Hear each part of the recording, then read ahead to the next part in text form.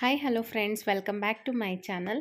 ಇವತ್ತು ನಾನು ಸಂಜೆ ವ್ಲಾಗ್ನ ಸ್ಟಾರ್ಟ್ ಮಾಡ್ತಾ ಇದ್ದೀನಿ. ಸೊ ಟೈಮ್ ಬಂದು ಇವಾಗ 4:30 ಏನೋ ಆಗಿದೆ. ಸೊ ನಮ್ಮ ಮನೆಯವರು ಹೊರಗಡೆ ಕಸ ಗುಡಿಸ್ತಾ ಇದ್ದಾರೆ. ಯಾಕಪ್ಪ ಅಂದರೆ ಮಕ್ಕಳಿಬ್ಬರು ಹೊರಗಡೆ ಕೂತ್ಕೊಂಡು ಓದ್ಕೋತೀನಿ ಅಂತ ಹೇಳಿದ್ರು. ಸೊ ಅದಕ್ಕೋಸ್ಕರ ಕಸ ಗುಡಿಸ್ತಾ ಇದ್ದಾರೆ. ಅಂದರೆ ಎಕ್ಸಾಮ್ ಇದೆ ನಾಳೆಯಿಂದ. ಸೊ ಹಾಗಾಗಿ ಹೊರಗಡೆ ಕುತ್ಕೊಂಡು ಓದ್ಕೋತೀವಿ ಅಂತ ಹೇಳಿದ್ರಲ್ಲ. ಸೊ ಅವ್ರು ಓದ್ಕೊಂಡ್ರೆ ಸಾಕಲ್ವ, ಅದಕ್ಕೋಸ್ಕರ ಹೊರಗಡೆ ಸ್ವಲ್ಪ ಕಸ ಗುಡಿಸಿ ಕೊಡ್ತಾಯಿದ್ರು. ಹೊರಗಡೆ ಬಂದು ನಮ್ಮನೇಲಿ ತೆಂಗಿನ ಮರ ಇರೋದ್ರಿಂದ ಎದುರುಗಡೆ ತುಂಬ ಅದರದ್ದು ಧೂಳು ಕಸ ಎಲ್ಲ ತುಂಬ ಬೀಳ್ತಾ ಇರುತ್ತೆ ಮನೆ ಮುಂದೆ. ಬೆಳಗ್ಗೆ ಸಂಜೆ 2 ಟೈಮು ಕೂಡ ಅವಾಗವಾಗ ಗುಡಿಸ್ತಾನೆ ಇರಬೇಕು, ಇಲ್ಲಾಂದರೆ ಸರಿ ಹೋಗೋದೇ ಇಲ್ಲ. ಹಂಗಾಗಿ ಸ್ವಲ್ಪ ಗುಡಿಸ್ಬಿಟ್ಟು ಕೊಟ್ಟರು. ಚಾಪೆ ಹಾಕ್ಕೊಂಡು ಕುತ್ಕೊಂಡು ಸ್ವಲ್ಪ ಹೊತ್ತು ಓದ್ಕೊಳ್ರಿ ಇಲ್ಲಿ ಅಂತ ಹೇಳಿ. ಸೊ ಇವನಿಗೆ ಮ್ಯಾಥಮೆಟಿಕ್ಸ್ ಇದೆ ಮತ್ತು ಚಿಕ್ಕವನಿಗೆ ಡಿಕ್ಟೇಷನ್ ವರ್ಡ್ಸ್ ಇದೆ ನಾಳೆ. ಸೊ ಹಾಗಾಗಿ ಇವಾಗ ಓದ್ಕೋತಾ ಇದ್ದಾರೆ. ನಮ್ಮನೆ ಮನಿ ಪ್ಲ್ಯಾಂಟ್ ನೋಡಿ ಎಷ್ಟು ಚೆನ್ನಾಗಿ ಹಬ್ಬಿದೆ ಅಂತ. ಸೊ ಬೆಳೀತಾ ಇದೆ ಚೆನ್ನಾಗಿ. ಅದಕ್ಕೋಸ್ಕರ ಒಂದು ಕ್ಲಿಪ್ಪಿಂಗ್ ನಾನು ನಿಮಗೆ ಶೇರ್ ಮಾಡಿದೆ. ಸೊ ಇವಾಗ ಸಂಜೆ ಆಯಿತು, ಎಲ್ರಿಗೂ ಕೂಡ ಕಾಫಿ ಹಾಕ್ತಾ ಇದ್ದೀನಿ. ನಮ್ಮ ಮನೆಯವ್ರಿಗೆ ಕಾಫಿ ಮತ್ತು ನನಗೆ ನನ್ನ ಮಕ್ಕಳಿಗೆ 3 ಜನಕ್ಕೂ ಬೂಸ್ಟ್. ಸೊ ಯಾವಾಗಲೂ ಹೀಗೇನೆ. ಸೊ ಕೆಲವೊಂದು ಸರಿ ನಮ್ಮ ಮನೆಯವ್ರು ಕಾಫಿ ಕೇಳ್ತಾರೆ, ಇಲ್ಲಾಂದರೆ ಒಂದೊಂದು ಸರಿ ಬೂಸ್ಟ್ ಕೇಳ್ತಾರೆ. ಸೊ ಹಾಗಾಗಿ ಇವತ್ತು ಕಾಫಿ ಕೇಳಿದ್ರು ಅಂಥೇಳಿ ಕಾಫಿ ಕೊಡ್ತಾ ಇದ್ದೀನಿ. ಸೊ ಇವಾಗ ಸೊ ನಾಳೆಯಿಂದ ಇಬ್ಬರಿಗೂ ಟೆಸ್ಟ್ ಇದೆ, ಎಕ್ಸಾಮ್ ಇದೆ ಇಬ್ಬರಿಗೂ. ಸೊ ದೊಡ್ಡವನಿಗೆ ಬಂದು ನಾಳೆ ಮ್ಯಾಥಮೆಟಿಕ್ಸ್ ಇದೆ, ಮತ್ತು ಇವನಿಗೆ ಚಿಕ್ಕವನಿಗೆ ನಾಳೆ ಡಿಕ್ಟೇಷನ್ ಇದೆ, ಇಂಗ್ಲೀಷ್ ಡಿಕ್ಟೇಷನ್ ವರ್ಡ್ಸ್ ಇದೆ. ಸೊ ನಾಳೆ ಇಬ್ಬರಿಗೂ ಎಕ್ಸಾಮ್ ಇರೋದ್ರಿಂದ ಇಬ್ಬರು ಕೂಡ ಓದ್ಕೋತಾ ಇದ್ದಾರೆ ಇಷ್ಟೊತ್ತು. ಮಧ್ಯಾಹ್ನ ಸ್ಕೂಲಿಂದ ಬಂದಾಗಿಂದನೂ ಇಬ್ಬರಿಗೂ ಆಟಾಡೋಕ್ಕೆ ಬಿಟ್ಟಿಲ್ಲ. ಸೊ ಓದು ಬರೀ ಅಷ್ಟೇ. ಸ್ವಲ್ಪ ಹೊರಗಡೆ ಹೋಗಬೇಕು. ಹೊರಗಡೆ ಅಂದರೆ ಇಲ್ಲೇ ನಮ್ಮ ಮನೆಯಿಂದ ನೆಕ್ಸ್ಟ್ ರೋಡಲ್ಲಿ ಸ್ವಲ್ಪ ಬುಕ್ ಸ್ಟೋರ್ಗೆ ಹೋಗಬೇಕಾಗಿತ್ತು. ಬುಕ್ ಸ್ಟೋರ್ಗೆ ಏನಕ್ಕಪ್ಪ ಅಂತ ಹೇಳಿದ್ರೆ ಅವನಿಗೆ ಪ್ಯಾಡ್ ಬೇಕಾಗಿತ್ತು. ಸೊ ಅಲ್ಲಿಗೆ ಹೋಗಿ ತೊಗೊಂಡು ಬಂದು ಕೊಡಿಸ್ಬೇಕು ಇವಾಗ. ಸೊ ಇವಾಗಿಂದ ನನ್ನ ವ್ಲಾಗ್ ಸ್ಟಾರ್ಟ್ ಆಗುತ್ತೆ. ಸೊ ಯಾರಿಗೆಲ್ಲ ನನ್ನ ವಿಡಿಯೋ ಇಷ್ಟ ಆಗುತ್ತೆ, ನಿಮಗೆ ನಾನು ಲೈಕ್ ಮಾಡಿ, ಶೇರ್ ಮಾಡಿ, ಕಾಮೆಂಟ್ ಮಾಡಿ. ಮತ್ತು ಯಾರೆಲ್ಲ ನನ್ನ ಚಾನಲ್ನ ಸಬ್ಸ್ಕ್ರೈಬ್ ಮಾಡ್ಕೊಂಡಿಲ್ಲ, ಸಬ್ಸ್ಕ್ರೈಬ್ ಮಾಡ್ಕೊಳ್ದೆ ವಿಡಿಯೋನ ವಾಚ್ ಮಾಡ್ತಾ ಇದ್ದೀರಾ, so please red colour subscribe ಬಟನ್ನ ಕ್ಲಿಕ್ ಮಾಡಿ. ಮತ್ತು ಪಕ್ಕದಲ್ಲಿ ಕಾಣೋ ಬೆಲ್ ಐಕಾನ್ ಕೂಡ ಕ್ಲಿಕ್ ಮಾಡಿ ಅಂತ ಕೇಳ್ತೀನಿ. ಹಾಗೇ ನೋಡ್ತಾ ಇರೋರು ನೀವು ಸಬ್ಸ್ಕ್ರೈಬ್ ಮಾಡಿಕೊಂಡು ವಿಡಿಯೋನ ವಾಚ್ ಮಾಡಿ ಅಂತ ಕೇಳ್ತೀನಿ. ಸೊ ಇವಾಗ ವಿಡಿಯೋನ ಸ್ಟಾರ್ಟ್ ಮಾಡೋಣ. ಹಾಯ್ ಹಾಯ್ ಹಾಯ್ ಹಾಯ್ ಅಲ್ಮುರ್ಕ ಹಾಂ, ಇಷ್ಟೊತ್ತು ರೂಮಲ್ಲಿ ಓದ್ಕೋತಾ ಇದ್ದ. ಇವಾಗ ಇಲ್ಲಿ ಬರಿತಾ ಇದ್ದಾನೆ. ಅವ್ನು ಬರೀ ಸಮ್ ಮಾಡಿದ್ದು ಎಡಕ್ಕೂ ಕೂಡ ಹೋಗಿಲ್ಲ. ಅವನಾಗವನೇ ಸುಮ್ಮನೆ ಅವನ ಪಾಡಗವನು ಬರ್ಕೋತಾ ಇದ್ದಾನೆ. ಅವನೇನು ಜಾಸ್ತಿ ಅವನದೇನು ತಲೆನೋವಿಲ್ಲ, ಬಟ್ ಇದೊಂದೇ ತಲೆನೋವು.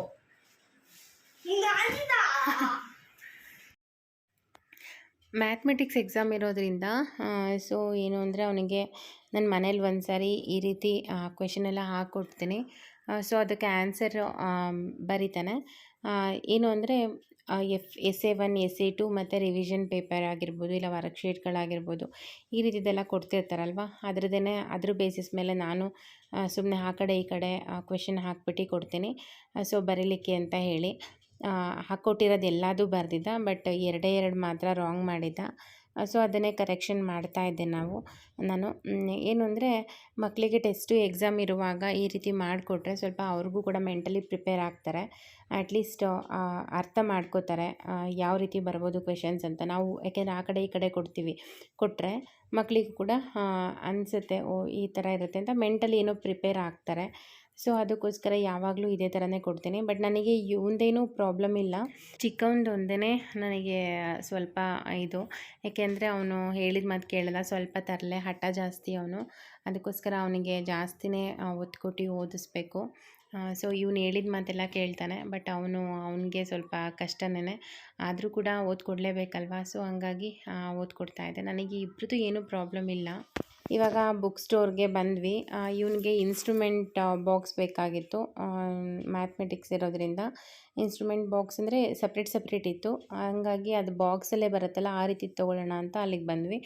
ಮತ್ತು ಅದು ಬಿಟ್ಟರೆ ಚಿಕ್ಕವನಿಗೆ ಎಕ್ಸಾಮ್ ಪ್ಯಾಡ್ ಬೇಕಾಗಿತ್ತು. ಎಕ್ಸಾಮ್ ಪ್ಯಾಡ್ ಕೂಡ ತೊಗೊಂಡ್ವಿ. ಅದು ಪ್ಲೇನ್ ಪ್ಯಾಡು ತೊಗೊಂಡೆ ನಾನು.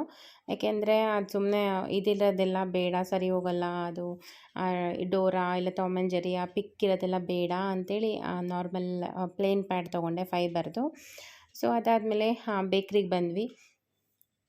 ಬೇಕ್ರಿಲಿ ಬಂದು ಮಕ್ಳಿಗೆ ತಿನ್ನೋಕೆ ಏನಾದರೂ ತೊಗೊಂಡೋಗೋಣ, ಮತ್ತು ಏನಾದರೂ ಬೇಕಾಗತ್ತೆ ಅಂತ ಬಂದ್ವಿ ಇಲ್ಲಿಗೆ ತೊಗೊಂಡೋಗೋಣ ಅಂತ ಹೇಳಿ.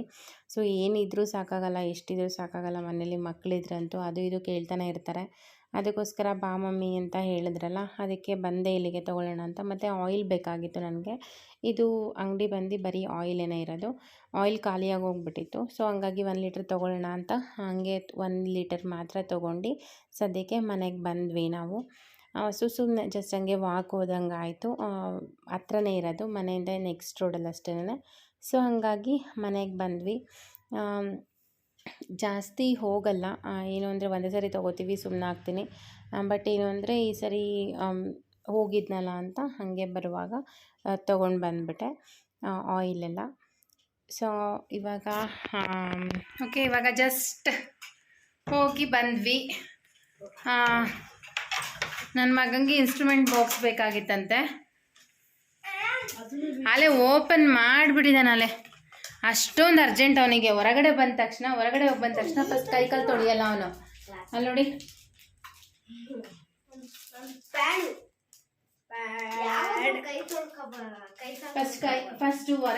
ಹೊರಗಡೆ ಹೋಗಿದ ತಕ್ಷಣ ಎಲ್ಲಾದರೂ ಹೋಗಲಿ, ಮನೆ ಹತ್ರನಾದರೂ ಆಗಲಿ, ಫಸ್ಟು ಹ್ಯಾಂಡ್ ವಾಶ್ ಮಾಡಬೇಕು, ನೀಟಾಗಿ ಕೈಕಾಲು ನೀಟಾಗಿ ತೊಳ್ಕೊಬೇಕು, ಗೊತ್ತಾ?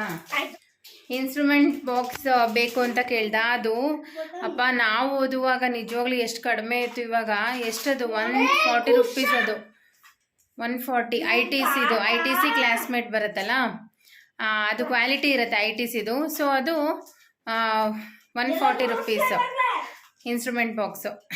ಸೊ ಅದು ಸಪ್ರೇಟ್ ಇತ್ತು. ಪ್ರೊಟ್ರಾಕ್ಟರು ಮತ್ತು ಕಾಂಪಸ್ಸು, ಸ್ಕೇಲ್ಸ್ ಎಲ್ಲ ಸಪ್ರೇಟ್ ಇಟ್ಕೊಂಡಿದ್ದ. ಇವಾಗ ನಾಳೆಯಿಂದ ಎಕ್ಸಾಮ್ ಅಲ್ವಾ ಅವನಿಗೆ, ಇನ್ಸ್ಟ್ರೂಮೆಂಟ್ ಬಾಕ್ಸ್ ಬೇಕು ಅಂತ ಹೇಳಿ ತೊಗೊಂಡ. ಮತ್ತು ಇವನಿಗೊಂದು ಪ್ಯಾಡ್ ಬೇಕಾಗಿತ್ತು, ಪ್ಲೇನ್ ಪ್ಯಾಡ್ ತೊಗೊಂಡು ಬಂದೆ. ಸೊ ನೋಡಿದೆ ಅದು ಬೇರೆ ಥರದ್ದೆಲ್ಲ, ಈ ಟಾಮ್ ಆ್ಯಂಡ್ ಜೆರಿದು ಇಲ್ಲಾಂದರೆ ಸ್ಪೈಡರ್ ಮ್ಯಾನ್ದು ಆ ಥರದ್ದೆಲ್ಲ ನೋಡಿದೆ. ಅದು 80 ರುಪೀಸ್ ಅಂತ ಪ್ಯಾಡ್ ಅದು. ಸೊ ಅದು ಆಮೇಲೆ ಏನು ಮಾಡ್ತಾರೆ ಅಂದರೆ, ಈಗ ಸೆಕೆಂಡ್ ಸ್ಟ್ಯಾಂಡರ್ಡಿಂದನೋ ಫಸ್ಟ್ ಸ್ಟ್ಯಾಂಡರ್ಡಿಂದನೇನೋ ಆ ಥರದ್ದೆಲ್ಲ ಪ್ಯಾಡೆಲ್ಲ ಯೂಸ್ ಮಾಡೋಂಗಿಲ್ಲ. ಈ ರೀತಿ ಪ್ಲೇನ್ ಪ್ಯಾಡ್ ಮಾತ್ರ ತೊಗೊಂಡು ಬರೋಕ್ಕೆ ಹೇಳ್ತಾರೆ. ಈ ಥರ ಪ್ಲೇನ್ ಆಗಿರೋಂಥ ಫೈಬರ್ ಪ್ಯಾಡ್ ಬರುತ್ತಲ್ಲ, ಫೈಬರ್ ಪ್ಯಾಡು. ಸೊ ಅದನ್ನು ತೊಗೊಂಡು ಬರೋಕ್ಕೆ ಹೇಳ್ತಾರೆ. ಅದಕ್ಕೋಸ್ಕರ ಸುಮ್ಮನೆ ಮತ್ತೆ ಏನಕ್ಕೆ ಅಂತೇಳಿ ನೋಡೋಣ ಅಂತ ಸುಮ್ಮನೆ ಪ್ಲೇನ್ ಪ್ಯಾಡೇ ಕೊಡಿಸ್ಬಿಟ್ಟೆ ಅವನಿಗೆ. ಸೊ ಅದಾದಮೇಲೆ ಬೇಕ್ರಿಲಿ ಪನ್ನೀರ್, ಲಾಸ್ಟ್ ಟೈಮ್ ಪನ್ನೀರ್ ತೊಗೊಂಡು ಬಂದಿದ್ದು ಅದು ಯೂಸೇ ಮಾಡಿಲ್ಲ. ನಮ್ಮನೆಯವರು ಬೈತಾ ಇದ್ದಾರೆ, ಸುಮ್ಮನೆ ತೊಗೊಂಡು ಬರ್ತೀಯಾ ಇಡ್ತೀಯಾ ಅಂತೇಳಿ. ಊರಿಗೆಲ್ಲ ಹೋದ್ವಿ, ಹಂಗಾಗಿ ಯೂಸೇ ಮಾಡೋಕ್ಕಾಗಲಿಲ್ಲ, ಅದು ಹಂಗೆ ಇದೆ. ಸೊ ಬಿಸಾಕ್ಬೇಕದ. ಅದು ಎಷ್ಟು ಅಂದರೆ ಬರೀ 30 ಡೇಸ್ ಮಾತ್ರ ಬರುತ್ತದು ಮ್ಯಾನುಫ್ಯಾಕ್ಚರ್ ಡೇಟಿಂದ. ಸೊ 30 ಡೇಸ್ ಆಲ್ರೆಡಿ ಆಗಿದೆ. ಅದು ಊರಿಗೆ ಹೋಗಿದ್ದಂಗಿಂದ ಮತ್ತೆ ಅಲ್ಲಿ ಮಾಡೋಕ್ಕೆ ಬೇಜಾರಾಗೋಯ್ತು. ಅದಕ್ಕೋಸ್ಕರ ಏನು ಅದು ಬಿಸಾಕಬೇಕು, ಮಾಡೇ ಇರಲಿಲ್ಲ ಪನ್ನೀರ್ದು. ಸೊ ಪನ್ನೀರ್ ಬೇಕಲ್ವಾ, ಅದಕ್ಕೋಸ್ಕರ ಪನ್ನೀರ್ ತೊಗೊಂಡು ಬಂದೆ. ಆಮೇಲೆ ಸೋಂಪಾಪುಡಿ ತೊಗೊಂಡು ಬಂದೆ. ಸೋಂಪಾಪುಡಿ ತಿನ್ನಬೇಕು ಅನಿಸ್ತಾ ಇತ್ತು. ಸೊ ಸೋಂಪಾಪುಡಿ ತೊಗೊಂಡ್ಬಂದೆ.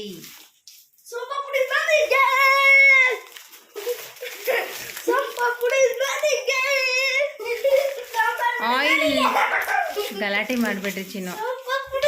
ಆಯಿಲ್ ಬಂದು ಆಯಿಲ್ಲು ನಾರ್ಮಲ್ ಅಂಗಡಿಗಳಲ್ಲಿ ಬೇರೆ ಕಡೆ ತೊಗೊಂಡ್ರೆ ಜಾಸ್ತಿ ಇರುತ್ತೆ. ಇಲ್ಲಿ ಆಯಿಲ್ದೇ ಇದಿದೆ, ಅಂಗಡಿ ಇದೆ, ಆಯಿಲ್ದೇ ಅಂಗಡಿ ಇದೆ. ಸೊ ಅಲ್ಲಿ ಕಡಿಮೆ ಇರುತ್ತೆ. ಅಂದರೆ ನಾವು ತೊಗೊಂಡು ಬರೋದು ಬಂದು ಬೇರೆ ಕಡೆ ಒಂದೇ ಸರಿ ತೊಗೊಂಡು ಬರ್ತೀವಲ್ವ, ಒಂದು 3-4 ಲೀಟ್ರಷ್ಟು ಖಾಲಿ ಆಗೋಗ್ಬಿಟ್ಟಿದೆ. ಸದ್ಯಕ್ಕೆ ಎಮರ್ಜೆನ್ಸಿಗೆ ಅಂತ ಹೇಳಿ ಇಲ್ಲೇ ಎಣ್ಣೆದೇ ಅಂಗಡಿ ಇದೆ, ಫುಲ್ಲು ಆಯಿಲ್ದೇನೆ. ಹಂಗಾಗಿ ಅಲ್ಲಿ ಸ್ವಲ್ಪ ಕಡಿಮೆ ಇರುತ್ತೆ. ಸೊ ಅಲ್ಲಿ ತೊಗೊಂಡು ಬಂದೆ 1 ಲೀಟ್ರ್. ಸದ್ಯಕ್ಕೆ 1 ಲೀಟ್ರ್ ತೊಗೊಂಡು ಬಂದಿದ್ದೀನಿ. ಅಂದರೆ ರೇಷನ್ ಈ ಸರಿನ ತೊಗೊಂಡಿಲ್ಲ, ಅದಕ್ಕೋಸ್ಕರ ಸದ್ಯಕ್ಕೆ ಎಣ್ಣೆ ಖಾಲಿಯಾಗಿತ್ತು ಅಂತೇಳಿ 1 ಲೀಟ್ರ್ ತೊಗೊಂಡು ಬಂದಿದ್ದೀನಿ. ಇಷ್ಟು ತೊಗೊಂಡು ಬಂದಾಯ್ತು. ಸೋಂಪಾಪುಡಿ ತಿಂತಾ ಇದ್ದೀನಿ ನೋಡಿ, ಅವರಿಬ್ಬರು ಕುತ್ಕೊಂಡು. ತಿಂತಾ ಇದ್ದಾರೆ ಅವರು. ಸೊ ನನಗೆ ಇಷ್ಟ ಇದು ಸೋಂಪಾಪುಡಿ. ಹಳ್ಳಿ ಕಡೆ ಎಲ್ಲ ಬರ್ತಾ ಇತ್ತಲ್ಲ, ಅಜ್ಜಿ ಕೂದಲು ಅಂತ ಮಾರ್ಕೊಂಡು ಬರೋರು, ಅದೊಂಥರ ವೈಟಿಗಿರ್ತಿತ್ತು. ಸೊ ಅದು ಕೂಡ ತುಂಬಾ ಚೆನ್ನಾಗಿರುತ್ತೆ. ಅವಾಗೆಲ್ಲ ಜಾಸ್ತಿ ತಿಂತಾ ಇದ್ವಿ. ಇವಾಗ ಇದು ಸೋಂಪಾಪುಡಿ. ಸೊ ತುಂಬ ಚೆನ್ನಾಗಿರುತ್ತೆ ಇದು ಸ್ವೀಟಲ್ಲಿ.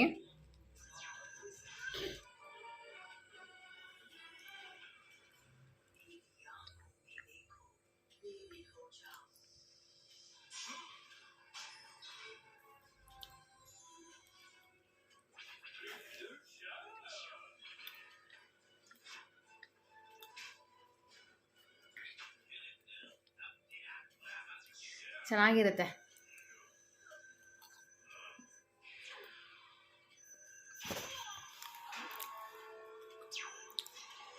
ಇದರಲ್ಲೂ ಫ್ಲೇವರ್ ಥರ ತುಂಬ ಫ್ಲೇವರ್ ಸಿಗುತ್ತೆ. ಪೈನಾಪಲ್ ಫ್ಲೇವರು, ಮ್ಯಾಂಗೋ ಫ್ಲೇವರ್ ಆ ಥರದ್ದೆಲ್ಲ ಸಿಗುತ್ತೆ. ಬಟ್ ನಾನು ಪೈನಾಪಲ್ ಫ್ಲೇವರ್ ತೊಗೊಂಡು ಬಂದೆ. ತುಂಬ ಚೆನ್ನಾಗಿರುತ್ತೆ ಇದು. ಇವಾಗ ನಾನು ಇನ್ಸ್ಟ್ಯಾಂಟ್ ಆಗಿರೋವಂಥ ಒಂದು ಸ್ನ್ಯಾಕ್ಸ್ ತೋರಿಸ್ತೀನಿ ನಿಮಗೆ. ಸೊ ತುಂಬ ಚೆನ್ನಾಗಿರುತ್ತೆ. ಇದೇನು ಅಂದರೆ ನಾನು ಉದ್ದಕ್ಕೆ ಹೆಚ್ಕೊಂಡಿದ್ದೀನಿ, ಒಂದು ಮೂರು ಈರುಳ್ಳಿ ಉದ್ದಕ್ಕೆ ಹೆಚ್ಚಿಟ್ಕೊಂಡಿದ್ದೀನಿ. ಸೊ ಅದನ್ನು ಒಂದು ಬೌಲ್ಗೆ ಹಾಕ್ಕೊಂಡು ಫುಲ್ ಈ ರೀತಿ ಸ್ವಲ್ಪ ಉದ್ದುದ್ದ ಬರುತ್ತಲ್ವ, ಈ ಥರ ಬಿಡಿ ಬಿಡಿ ಮಾಡಿದ್ರೆ. ಸೊ ಹಂಗಾಗಿ ಫಸ್ಟ್ ಈ ಥರ ಬಿಡಿ ಬಿಡಿ ಮಾಡ್ಕೋತಾ ಇದ್ದೀನಿ ಎಲ್ಲದನ್ನು. ಇಲ್ಲಾಂದರೆ ಫುಲ್ ಹಾಗೆ ದಪ್ಪ ದಪ್ಪ ಬರುತ್ತೆ. ಅದಕ್ಕೋಸ್ಕರ ಈ ರೀತಿ ಫಸ್ಟ್ ಬಿಡಿ ಬಿಡಿ ಮಾಡಬೇಕು.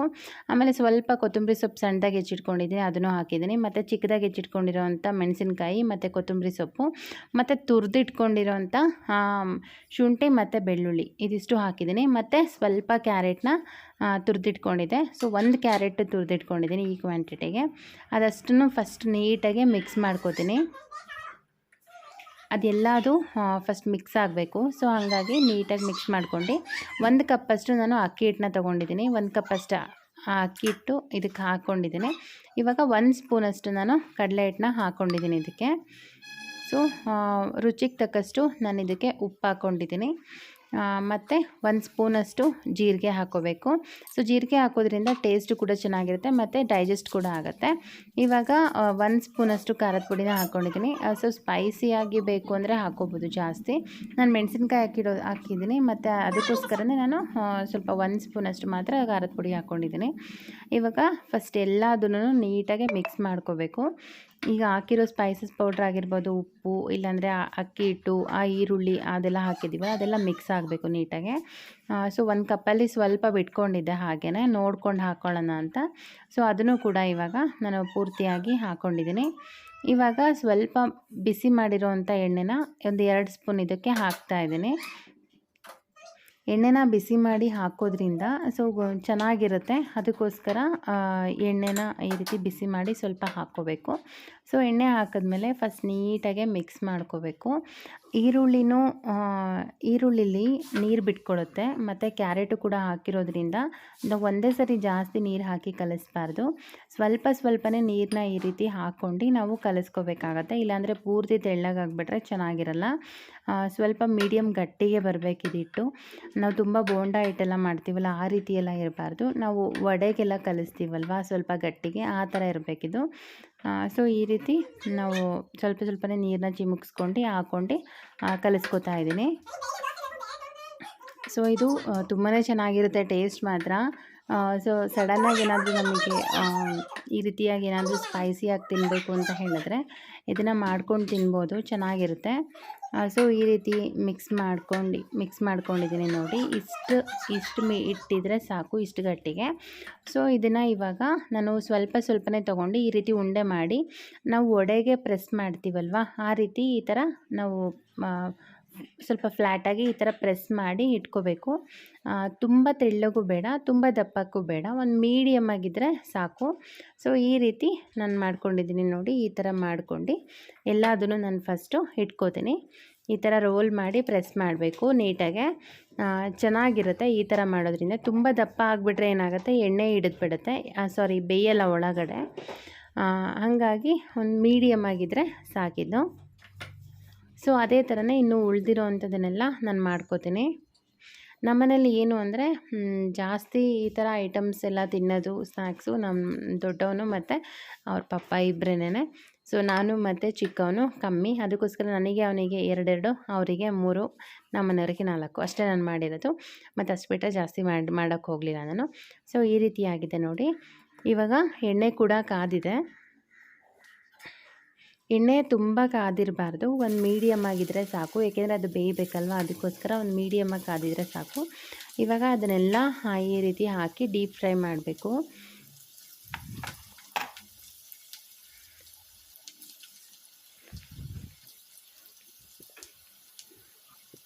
ಫಸ್ಟು ಹಾಕಿದ ತಕ್ಷಣ ನಾವು ಪೂರ್ತಿ ತಿರುಗಿಸ್ಕೋಬಾರ್ದು, ಯಾಕೆಂದರೆ ಒಂದಕ್ಕೊಂದಕ್ಕೆ ಅಂಟಿರುತ್ತಲ್ವ, ಅದೆಲ್ಲ ಫುಲ್ ಬಿಟ್ಕೊಂಡ್ಬಿಡುತ್ತೆ. ನಾನು ಸುಮ್ಮನೆ ಒಂದಕ್ಕೊಂದು ಅಂಟಬಾರ್ದು ಅಂತ ಸೊ ಈ ರೀತಿ ಡಿವೈಡ್ ಮಾಡ್ತಿದ್ದೀನಿ ಅಷ್ಟೇ. ಸೊ ಈ ಥರ ಮಾಡ್ಕೊಂಡು ಒಂದೊಂದು ಕಡೆನೂ ನಾವು ಒಂದೊಂದು ನಿಮಿಷ ಬೇಯಿಸ್ಕೊಂಡು ನಾವು ತೆಗಿಬೇಕಾಗತ್ತೆ. ಸೊ ಈ ಕಡೆ ಇವಾಗ 1 ನಿಮಿಷ ಬೆಂದಿದೆ. ಇವಾಗ ಇದನ್ನು ನಾನು ವಾಪಸ್ ಮತ್ತೆ ಈ ಕಡೆ ತಿರುಗಿಸ್ಕೊತಾ ಇದ್ದೀನಿ ಎಲ್ಲದನ್ನು. ಸೊ ಎಲ್ಲದನ್ನು ಈ ರೀತಿ ಡೀಪ್ ಫ್ರೈ ಮಾಡಬೇಕು. ನಾವು ಅಕ್ಕಿ ಹಿಟ್ಟಾಗಿ ಹಾಕಿರೋದ್ರಿಂದ ಸ್ವಲ್ಪ ಕ್ರಿಸ್ಪಿನೆಸ್ ಇರುತ್ತೆ, ತುಂಬಾ ಚೆನ್ನಾಗಿರುತ್ತೆ. ಸೊ ಟೇಸ್ಟಾಗಿರುತ್ತೆ. ಇದು ನೋಡೋಕ್ಕೇನು ಅಂದರೆ ವಡೆನೂ ಅಲ್ಲ, ಈ ರೀತಿ ಈ ಕಡೆ ಇದು ಎಲ್ಲ ಒಂಥರ ಡಿಫ್ರೆಂಟ್ ಸ್ನ್ಯಾಕ್ಸ್ ಅಂತಲೇ ಹೇಳ್ಬೋದು. ಸೊ ಇದು ಕಟ್ಲೆಟ್ ಅಂತ ಹೇಳ್ಬೋದು ಇದು. ಸೊ ಆ ಥರ ಇರುತ್ತೆ, ಆನಿಯನ್ ಕಟ್ಲೆಟ್ ಅಂದರೆ ಈರುಳ್ಳಿ ಕಟ್ಲೆಟ್ ಅಂತ ಹೇಳ್ಬೋದು ಇದಕ್ಕೆ.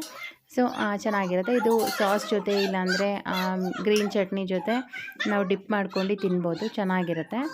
ಸೊ ಇವಾಗ ಎಲ್ಲದನ್ನು ತೆಗೆದಿದ್ದಾಯಿತು. ಸ್ವಲ್ಪ ಬ್ರೌನ್ ಕಲರ್ ಬರೋವರೆಗೂ ನಾವು ಈ ರೀತಿ ಫ್ರೈ ಮಾಡಿದ್ರೆ ಸಾಕು. ಇನ್ನು ಉಳಿದಿರೋ ಅಂಥದ್ದನ್ನು ಕೂಡ ನಾನು ಇದಕ್ಕೆ ಫ್ರೈ ಮಾಡ್ತಾಯಿದ್ದೀನಿ ಇವಾಗ.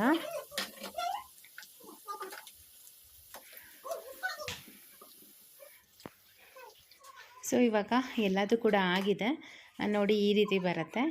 ಸೊ ನಾನು ಪೀಸ್ ಮಾಡಿ ನೋಡ್ತಿದ್ದೀನಿ ನೋಡಿ, ಈ ಥರ ಕ್ರಿಸ್ಪಿಯಾಗಿರುತ್ತೆ, ಚೆನ್ನಾಗಿರುತ್ತೆ, ಸಾಫ್ಟಾಗೂ ಇರುತ್ತೆ, ಒಂಥರ ಸಾಫ್ಟಾಗಿ ಕ್ರಿಸ್ಪಿಯಾಗಿ ಬರುತ್ತೆ. ಅದೊಂಥರ ಡಿಫ್ರೆಂಟಾಗಿರುತ್ತೆ, ಟೇಸ್ಟ್ ಮಾತ್ರ ಸಖತ್ತಾಗಿರುತ್ತೆ ಅಂತಲೇ ಹೇಳ್ಬೋದು. ಸೊ ಇನ್ಸ್ಟ್ಯಾಂಟಾಗಿ ಈ ರೀತಿ ನಾವು ಮಾಡ್ಕೊಬೋದು. ಸೊ ತುಂಬಾ ಚೆನ್ನಾಗಿರುತ್ತೆ ಟೇಸ್ಟು, ಒಂದ್ಸರಿ ಟ್ರೈ ಮಾಡಿ ಅಂತ ಹೇಳ್ತೀನಿ.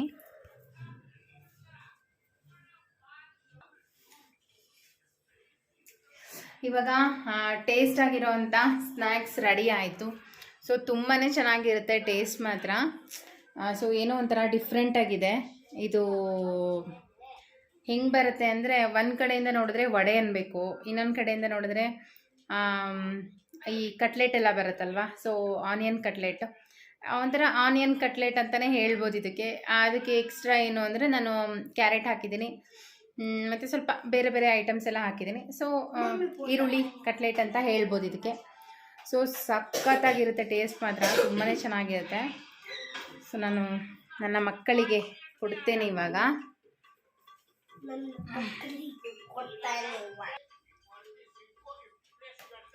ಸೊ ಇಬ್ಬರು ಊಟ ಮಾಡ್ಕೊಂಡು ಕುತ್ಕೊಂಡಿದ್ದಾರೆ ಆಲ್ರೆಡಿ. ಟೈಮ್ ಇವಾಗ 9:30 ಆಗಿದೆ. ಸೊ ಇವಾಗ ಊಟ ಮಾಡ್ತಾ ಇದ್ದಾರೆ. ನಾಳೆ ಎಕ್ಸಾಮ್ ಇದೆ, ಬೇಗ ಮಲಗಿಸೋಣ ಅಂದರೆ ಆಗಲಿಲ್ಲ, ನಾನು ಏನೇನೋ ಮಾಡ್ಕೊಂಡು ಕುತ್ಕೊಂಡೆ. ಸೊ ನೋಡಿ ಎಷ್ಟು ಚೆನ್ನಾಗಿದೆ ಅಂತ, ಈ ಥರ ಹೊರಗಡೆ ಎಲ್ಲ ಕ್ರಿಸ್ಪಿ ಥರ ಇದೆ, ಒಂಥರ ಚೆನ್ನಾಗಿದೆ, ತುಂಬ ಚೆನ್ನಾಗಿದೆ ಟೇಸ್ಟ್ ಮಾತ್ರ.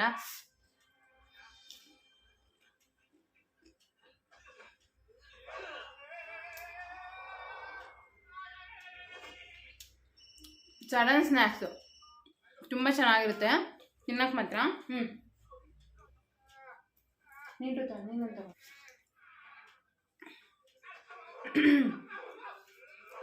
ಸ್ವಲ್ಪ ಸ್ಪೈಸಿ ಆಗಿದೆ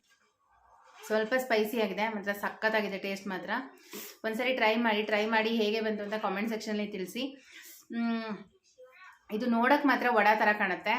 ಸೊ ಇದು ಈರುಳ್ಳಿ ಕಟ್ಲೆಟ್ ಅಂತಲೇ ಹೇಳ್ಬೋದು, ಆ ಥರ ಇರುತ್ತೆ, ತುಂಬ ಚೆನ್ನಾಗುತ್ತೆ.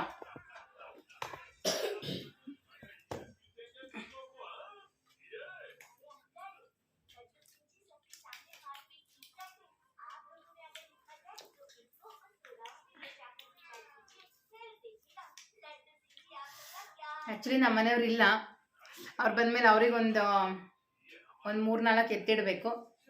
ಸೊ ನನಗೆ 2, ಅವನಿಗೆ 3, ಅವನಿಗೆ 2 ಅಷ್ಟೇ ಮಾಡಿದ್ರೆ, ಜಾಸ್ತಿ ಮಾಡಿಲ್ಲ. ಸೊ ಅವ್ರು ಬಂದಮೇಲೆ ಅವ್ರಿಗೊಂದು 4 ಎತ್ತಿಟ್ಟಿರಬೇಕು. ಸೊ ಅವರು ಬರೋದು 11-11:30 ಆಗುತ್ತೆ. ಸಕ್ಕತ್ತಾಗಿದೆ ನಿಜವಾಗ್ಲೂ, ಟೇಸ್ಟ್ ಮಾತ್ರ ಸೂಪರ್. ಅಕ್ಕಿ ಹಿಟ್ಟು ಹಾಕಿರೋದ್ರಿಂದ ಕ್ರಿಸ್ಪಿನೆಸ್ ಇದೆ, ಚೆನ್ನಾಗಿದೆ, ತುಂಬ ಚೆನ್ನಾಗಿದೆ. ಸೊ ನಾನು ಸ್ವಲ್ಪ ಊಟ ಮಾಡಿಬಿಡ್ತೀನಿ. ನೋಡೋಣ ನಮ್ಮ ಮನೆಯವರು ಎಷ್ಟೊತ್ತಿಗೆ ಬರ್ತಾರೆ, ಕಾಲ್ ಮಾಡಿ ಆಮೇಲೆ ಊಟ ಮಾಡೋಣ ಅಂತ. ಊಟ ಮಾಡ್ತೀನಿ ಇವಾಗ ಕಾಲ್ ಮಾಡಿ. ಓಕೆ, ಈ ವಿಡಿಯೋನು ಕೂಡ ನಾನು ಇಲ್ಲಿಗೆ ಎಂಡ್ ಮಾಡ್ತಾ ಇದ್ದೀನಿ. ಸೊ ಈ ವಿಡಿಯೋ ಇಷ್ಟ ಆದರೆ ಗೊತ್ತಲ್ಲ, ಲೈಕ್ ಮಾಡೋದನ್ನು ಮರಿಬೇಡಿ. ಲೈಕ್ ಮಾಡಿ, ಶೇರ್ ಮಾಡಿ, ಮತ್ತು ನಿಮ್ಮ ಅನಿಸಿಕೆಗಳನ್ನ ಕಾಮೆಂಟ್ ಸೆಕ್ಷನಲ್ಲಿ ತಿಳಿಸಿ. ಮತ್ತು ಯಾರೆಲ್ಲ ನನ್ನ ಚಾನಲ್ನ ಸಬ್ಸ್ಕ್ರೈಬ್ ಮಾಡ್ಕೊಂಡಿಲ್ಲ, ಪ್ಲೀಸ್ ಈಗಲೇ ಹೋಗಿ ಸಬ್ಸ್ಕ್ರೈಬ್ ಮಾಡ್ಕೊಳ್ಳಿ ಅಂತ ಕೇಳ್ಕೊತೀನಿ. ಸೊ ಐ ಹೋಪ್ ನಿಮಗೆ ಈ ವಿಡಿಯೋ ಇಷ್ಟ ಆಗಿದೆ ಅಂತ ಅಂದ್ಕೊಳ್ತೀನಿ.